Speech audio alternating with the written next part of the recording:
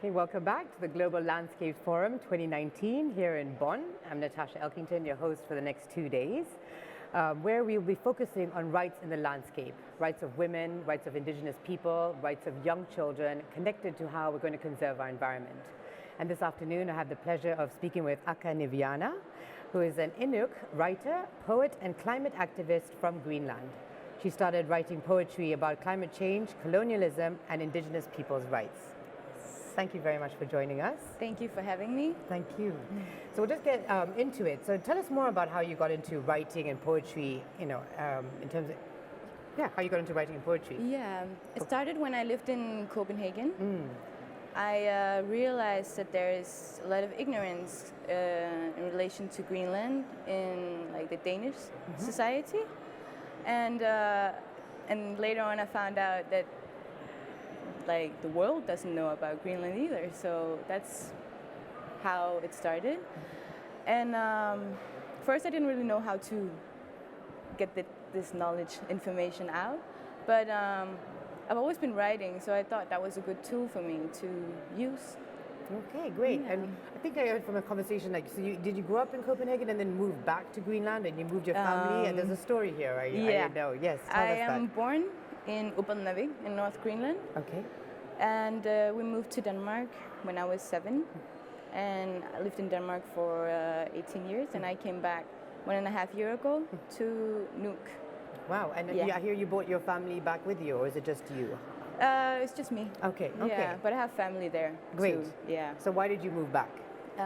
To relearn Gadalsisut, Greenlandic.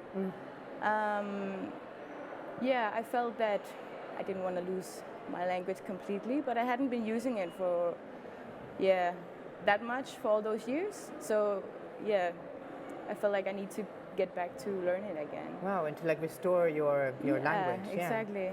And so when you write your poetry, do you write it in both different languages, or? I usually write in English because my audience is English speakers, but I also write in Danish, and I try to write in Greenlandic, but I'm not that, I'm not that good at it yet that I could do poetry with it. I feel like you have to master a language really well to make it poetic. Yes, I agree. And so in terms of poetry, how has writing poetry had an impact in terms of your climate activism? I felt that, it's been getting a lot of attention, and I actually didn't expect that much attention. I started at demonstrations, speaking in underground settings. Yeah. But then it just escalated from a climate march where I was speaking, and the right people saw me, and I got to work with some people who had a platform to show showcase your work. Exactly. Fantastic. So what are the main issues that are facing your community right now in terms of climate change and rights? I mean, in terms of climate change, it is the ice is melting. It causes a lot of different issues. We have polar bears coming to the cities, to the settlements, because they're hungry.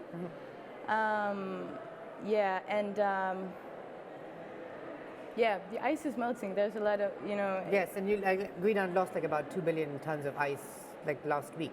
Yeah, it was so hot last week in Greenland, and It's never been that way.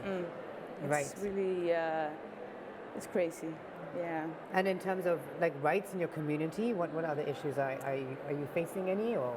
Yeah, I mean, in our society, we have issues like suicide. We have the highest suicide rates in the world, and it's young people, it's older people, and so there's a lot of social struggles. Also with this climate change issue, so there's a lot of things that needs to be done. Right. So I mean, so I guess facing climate change, and then And then you have this issue with the high suicide rate, which I think is like a taboo that's not been spoken about. So maybe do you think that maybe there's not enough attention being focused on Greenland? Do you feel like Greenland sort of being sidelined in a way? Like how do you feel about Greenland in terms of its place in the world? Like, I think, I think there's been a lot of talk about Greenland, but I think what has been missing is that we get to hold the microphone and we get to tell these stories, that we get to show the world what's going on. So I think there's been attention, but not in the right way. Right. And there needs to be more in a different way, telling your own stories from the ground, right? Exactly. Yeah, because I don't think I know much about Greenland either, and I do know a lot about places in the world. So it is fascinating, and yes, they do need to have stories out there to focus the attention. Okay, and then so in terms of youth, because you're a young person and making changes and activism, so why are the voices of youth important when we're facing this climate crisis in the world? The voices of the youth are important because, first of all, we are the future. We are the ones who are going to be here for a long time.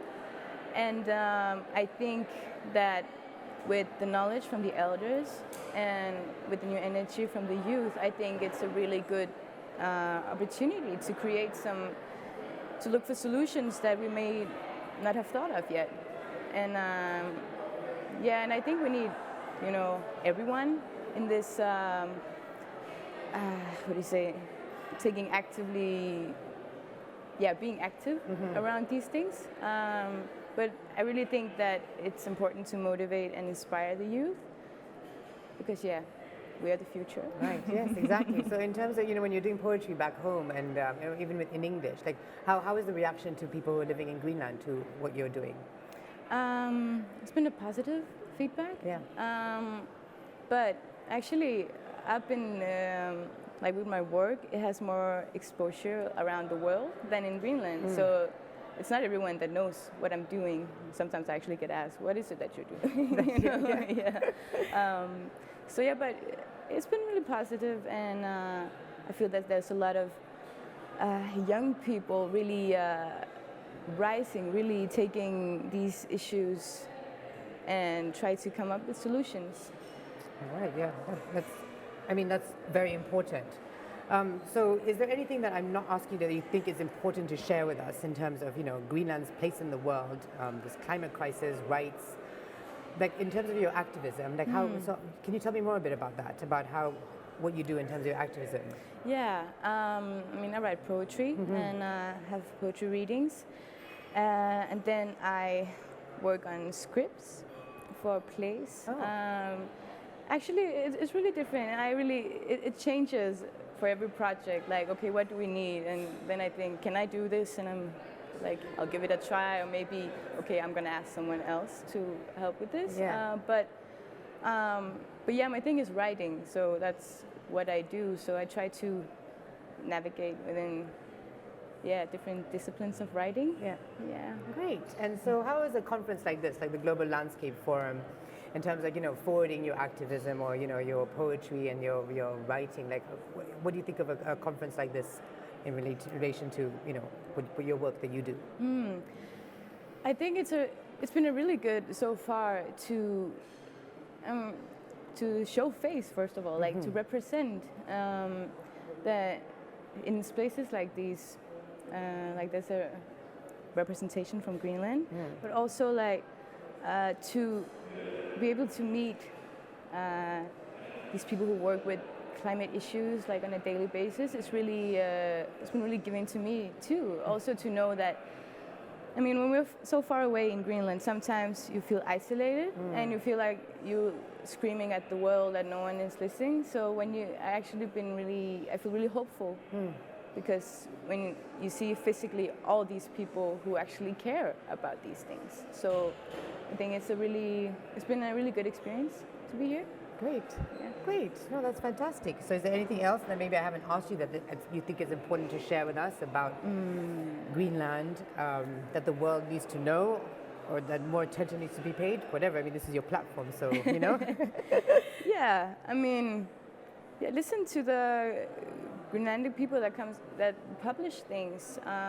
We have Greenlandic directors, writers, coming to on the international scene too. So I think it's important to pay attention to these and to really listen to what they have to say. Yes, and then on top of that, in terms of the traditional knowledge from the elders and from your tribes from thousands and thousands of years, I guess it's an oral history, oral culture where it's all passed down. So what is Greenland doing to make sure that we don't lose? We don't lose that history, we don't lose the traditions, because I think the traditions and old ways of doing things are going to help actually change things in terms of climate.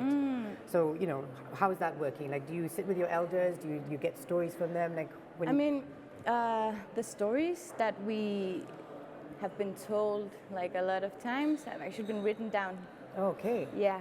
Oh. And and then there's this whole with the Inuit tattoos, as I have myself here and here. Yeah. It's coming back. It was banned for centuries because of Christianity, colonialism, and there's this movement. Yeah, kind of movement, I would say, to take back,